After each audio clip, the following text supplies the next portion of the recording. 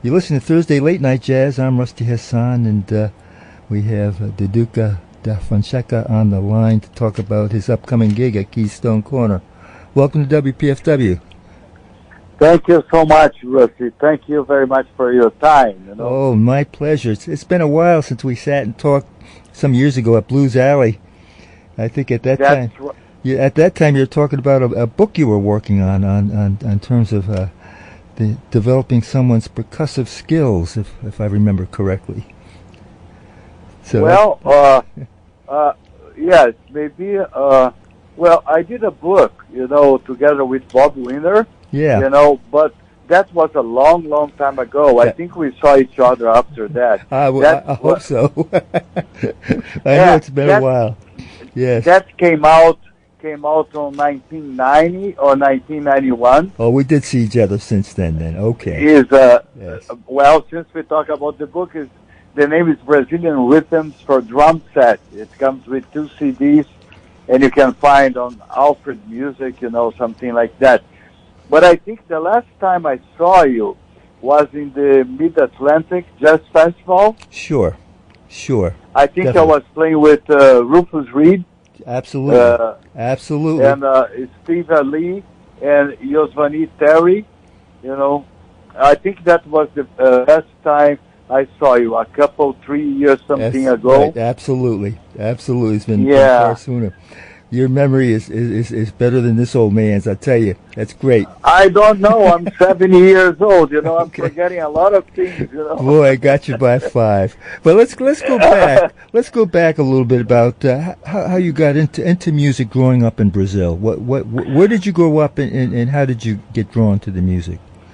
Well, I was born in Rio de Janeiro, and my mother, Norma, she's 92 years old. God bless her. I just talked to her early today, and she loved, jazz. She loved to listen to Louis Armstrong, to Chet Baker, to Jerry Mulligan, to Nat King Cole, to Frank Sinatra, Julie London with Barney Castle, Jerry Mulligan, and of course Antônio Carlos Jobim and João Gilberto, and Luiz Bonfa, and all the Brazilian greats, Dorival Caymmi. And so I grew up listening to a lot of good Brazilian music because I was born in Rio in 1951. And I grew up listening to that music, jazz and a lot of Brazilian music, the Bossa Nova. When I was 7 years old, the Bossa Nova was a big success, 1958. In Rio, when João Gilberto recorded that album, Chega de Saudade, his first album, with Jobim arrangements. And that album playing in my house all the time. So I was a kid growing up to that music and jazz, to Jobim, João Gilberto, and a lot of jazz. And thanks to my mother, I fell in love with jazz in a very early age. And when I started playing drums, that was 1964. Since the beginning, I said, I want to mix, I have samba, the Brazilian rhythms on my blood, and I love jazz, American jazz. So I want to mix those two cultures and come out with something on the drums, Sure. Like a mixture of samba and jazz, I wasn't the first one to do it, before me, some great Brazilian musicians in the 60s, like at the same time that the Bossa Nova was a big success all over the world, they created samba jazz in Rio de Janeiro, actually, and in São Paulo. And so when I heard that, that's what I want to do with my life. And that's what I'm being developing and learning every day. Is endless, there's so many possibilities when you love jazz, and because I was very blessed also, Rusty. Sure. To play with great and record with great American jazz musicians like Rufus that you saw me playing, some Straight Ahead and Eddie Gomez, and to record with Lee Konitz, Phil Woods, Kenny Barron, sure. And so I was very blessed to play with those great musicians, Tom Harrell and John Schofield, and every time is a learning experience, and they also love Brazilian music, so I was very lucky to be able to mix with those great musicians. When I came to New York in 1975, my goal was to mix, to play Brazilian jazz with Brazilian and American musicians. When I arrived in New York in 75, the Brazilian jazz scene wasn't happening that much, because the bossa nova boom was gone. Ayrton was doing things, but in the West Coast. Mm-hmm. So here, together with a few musicians, I was 24 when I got here, going 25, and together with a few musicians that were living here at the time, like the great, my beloved friend Claudio Roditi and Dom Salvador, and some other great musicians that were living here, like 10 other Brazilian musicians. We rebuilt everything from scratch. We started to open our own space and going to the clubs and talking to people and get together with great American musicians like Walter Booker was a guy that really helped us to, because we had jam sessions at his house where I had the chance to meet like Larry Willis, Jimmy Cobb, and all the greats. Oh, wow. And he loved Brazilian music. So that was in the 70s, And in the beginning, it wasn't easy, Sometimes was either rice or beans. But, I was young, and that's fine, I said, that's what I want to do. And it's been a great journey, a great experience to be living here all this time and had the chance to play with great American jazz musicians. That's what I always want to do in my life. Well, you just mentioned, some late friends of mine, Walter Booker, Larry Willis. In fact, later on in the show, I'm going to play some Bertha Hope with Walter Booker and Billy Higgins. Her birthday was earlier this week, so we gotta celebrate us while we're still here, right? So Bertha gets some music a little bit later on. Walter Booker. That's right. Tell us about. I play in their wedding in Florida, if I'm not wrong. I play in their wedding. Oh my Walter goodness. and Bertha. Wow. Yeah? Boy, that's an incredible coincidence that we are talking about Bertha and Walter, and you played at her wedding. It's just a coincidence that I mentioned. And they had other group with Walter also play, and Jimmy Cobb play, one of my idols, and Walter sit in with Jimmy and his group, and it was a big party. Walter Booker wedding with Bertha, Unbelievable. So tell us, for a long time, when you'd play in D.C. back in the 90s, it was with Trio de Paz, with Romero and Nilsson. Tell us about that association. That association. Well, let me go just a little bit before that, because before that I had a band called the New York Samba Band.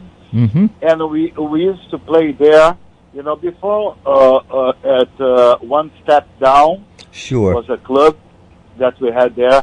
And we played some other place with that band, New York Samba Band. And then in the 80s, I started to play with Astrid Gilberto.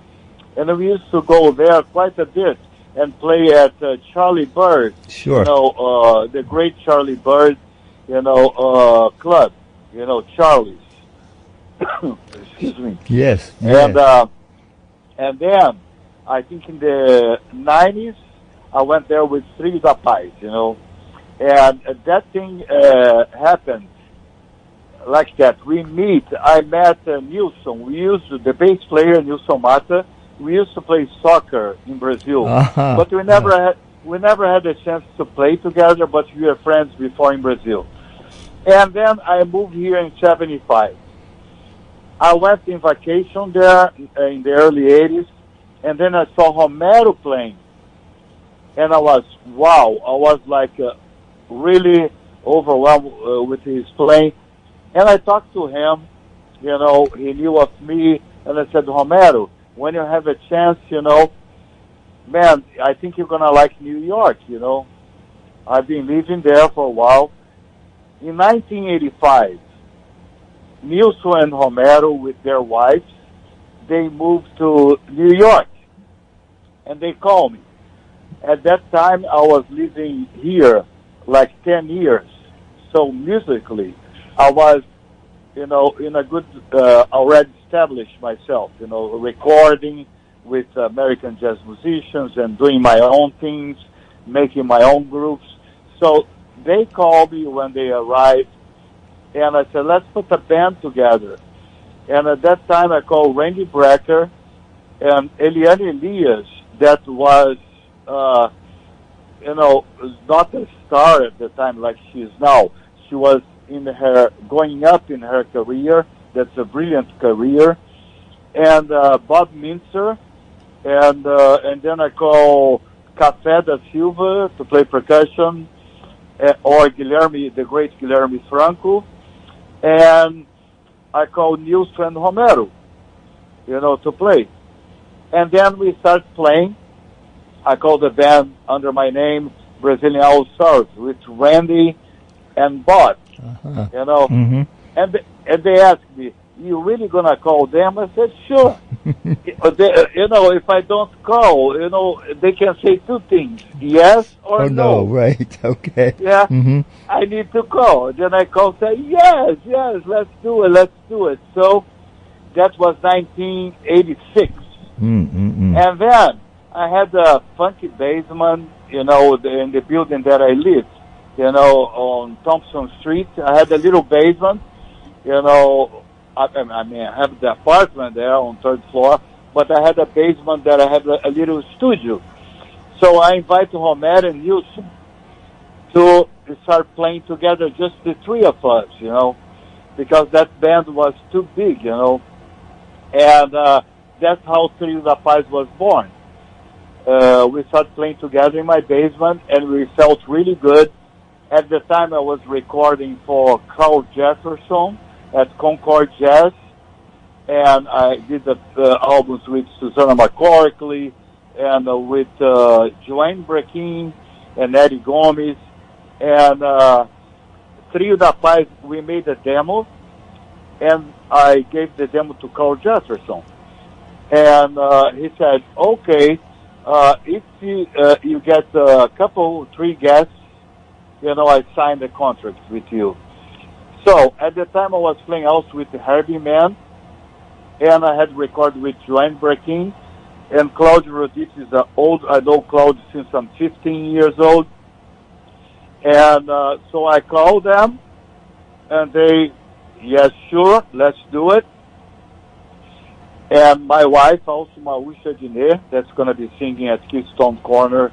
She sang, vocalized in one song. And we did our first album. And I called the first album, I came up with a name, you know, based on that American expression, A View from the Inside.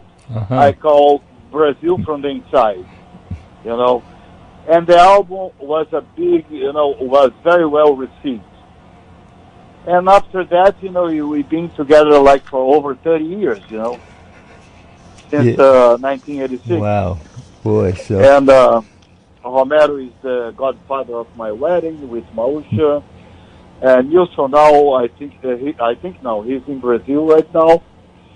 And we keep playing, you know. And that's how it's born, the Trio da Paz. Wow. And after that, we did Black Arthurs for Herbie Mann. He had a label called Coco Pelli. Right. I featured that a lot when that came out. Boy. Yeah, Coco Pelli. And he had that idea to do an album based on the movie and the theater piece and the movie Black Arthurs with the music of Luiz Bonfá and Antônio Carlos Jobim, so, and Vinicius de Moraes. So we did that, with a bunch of people, Nada Vasconcelos, the great percussion player, Ciro Batista, another great percussion, Jorge Silva, the late Claudio Roditi, and Herbie Mann, and Trio da Paz, and Maúcha, again, sang a few songs with us in this album. The name is Trio da Paz Black Orpheus. And then after that, we did a few more albums, and finally in 2017, we got our first nomination for the American Grammy with the album 30. That's an album that we did celebrating our 30 years together. That was we recorded in 1916, but it came out, went to the Grammys on 1917. 2017. And we keep playing, Right, absolutely. Look, yeah. I had Billy Hart on last week, and I had to ask him this question, which I've asked everybody that I've interviewed. How did you survive? What did you do during the pandemic, during the year of COVID when everything was shut down? What did you do? Okay, but how do I survive? Mentally, what I did is I noticed that you start the program playing a jazz samba from an album of mine that I have a Brazilian-based trio with David Feldman and Guto Virti. And during this pandemic, besides teaching a little bit here and recording some, I, survived my mind, keep my mind sane. I, started to think about my next project, which will be record album in Brazil with that trio, because we record already 4 albums. That's going to be the 5th album, the music of Milton Nascimento. Mm-hmm. Okay. I had that idea before the pandemic, and I already call one of my favorite drummers, that also is a great percussion player that played 25 years with Milton Nascimento. I invited him to play percussion in one track, and I also invited Jacques Morellenbaum, a great cello player, to play in the album. And I will invite Milton Nascimento, that I had the chance to work with him in a project with a big orchestra, the orchestra from São Paulo, OSESP. So I will invite Milton Nascimento. I hope he accepts to sing, vocalize in one song. I'm gonna give a couple choice to him, and see if he feels comfortable. And luckily, he's gonna sing in the album. And so I kept a lot of time thinking about the arrangements and thinking about the tunes of Milton Nascimento that I want to play. And so that process, it was very healthy, because I play drums every day, I practice every day, and I had my mind focusing in this project that I want to do, most likely in March, April of 2022. Fantastic. Well, now we have you coming to Baltimore, to Todd Barkin's Keystone Corner, and again, tell us about what will be happening. I see Mouch is going to be with you, of course, and yes. So tell us about your group that you're going to have with you and what you'll be doing. Okay, just before going that, Todd Barkin is a very old friend, and I never had the privilege to play in his original Keystone Corner in San Francisco, because I had just arrived in New York and I was building up my career, but I started to work with Todd in 1990, that he was the musical director of Jazz at Lincoln Center, Jesus Club. And he suggested that we put a band together, Trio da Paz, with Joe Locke and Harry Allen and Maúcha. So we've been doing that since he invited us and had the idea when they opened the Jesus Club in Jazz at Lincoln Center. And besides that, also he gave many gigs. He gave that gig that I have with Elio Alves, the piano player, that we've been playing there since 2007, you know, and we're still playing. And that group that I'm taking to Keystone Corner is Elio Alves. Here you call Helio Alves, on piano. Okay. That's an old friend. You know, I was playing with Claudio Roditi group, you know, in the late 80s and 90s. And the early 90s, Claudio said that he just went to Boston and he heard a fantastic piano player.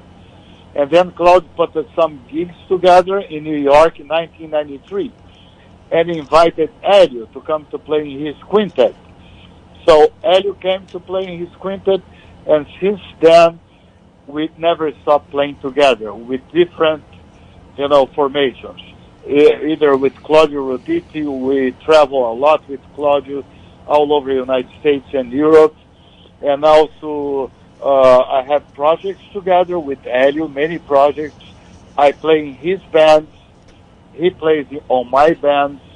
So we have a very good relationship, and he's a very good musical partner, you know, someone that I really love to work with. And Billy Drews is one of my first friends. When I came to New York in 1976, I met Billy Drews. And they were living, all those guys, they come from Boston, like Joe Lovano and Jimmy Haddad, Dick Oates, and Keith O'Queen, and a bunch of them. And they're living together, Dennis Irwin, and they live together in a lot. A lot of them live together. And I met them. I met Billy in 1976. The same year I met Joe and Dennis Irwin, my dear friend, the late Dennis Irwin, the great bass player. And I've been playing with Billy since then. And I think he's a very unique, you know, personality playing. He has his own sound, like Richard Perry also has his own sound, like Joe Lovano, and that's very important for me. And I love the way we've been working, like I said, together since 1976, since the 70s. Wow, 70s. Okay. That's and and Peter Washington, I always admire him, and he always used to come to see us playing at Jesus Club when we played there, either Trio da Paz or my group with Helio. And he always bring some vinyls from Brazil, you know, and show us, look what I bought. He really loved Brazilian music. And we said, we got to play together. Then finally, the chance came that we played together a few years ago. And in the first gig, was like he was born in Rio, you know. He had the whole feeling of Brazilian music, you know, and felt so good playing with him and Helio together. Wow, that's amazing. Because it's very important for the drummer to have a bass player and vice versa, that really blends well. And it was just very comfortable, to say the least, you know. So I don't need to worry, you know, we think time the same way, and it's just fantastic to play with Peter.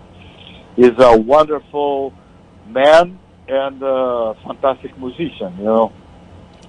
Well, folks, for Keystone Corner, you can go online for tickets, KeystoneCornerBaltimore.com, or give them a call at 410-946-6726. It's at 1350 Lancaster Street in Baltimore. It's just a fabulous location.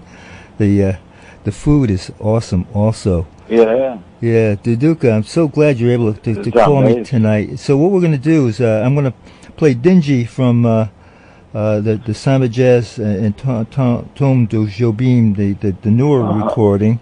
The new recording. Yeah, right. So you have some of the same musicians out. She'll be with you, Elio and exactly. And Billy Drews. So we're going to do Dingy. Then I'm going to segue into the Sco's Blues. We're going to hear a little bit of John Schofield with you and some of the other cats. So I'm going to play these two together when we get out of the conversation. But I just really enjoyed hearing the long history that you had with this music. It's been a real delight to talk with you. And I love it. Thank you so much for the opportunity. Oh, it's been my pleasure. So again, folks, you got to get up to Keystone Corner Friday and Saturday. Sets at 7:30 and 10, and Sunday late afternoon at 5 o'clock, and another set at 7:30. Keystone Corner, Baltimore. It's a real delight to try to get up there from even from DC. It's only about an hour away. I mean, it's really worth the trip up there. I've been really reveling in my friendship with Todd Barkin. It's been really wonderful. And yeah, he's a wonderful man. So again, thanks again for calling, and we'll thank you. Yeah, so we'll start with Dingy, and then the other piece goes piece, and again, thanks again. Thank you. If you have a chance, Rusty, please I'm come by. going to try to make it up. I'm making every effort, folks. Wonderful. You're listening to Thursday Late Night Jazz. I'm Rusty Hassan, and we are on WPFW 89.3 FM in Washington.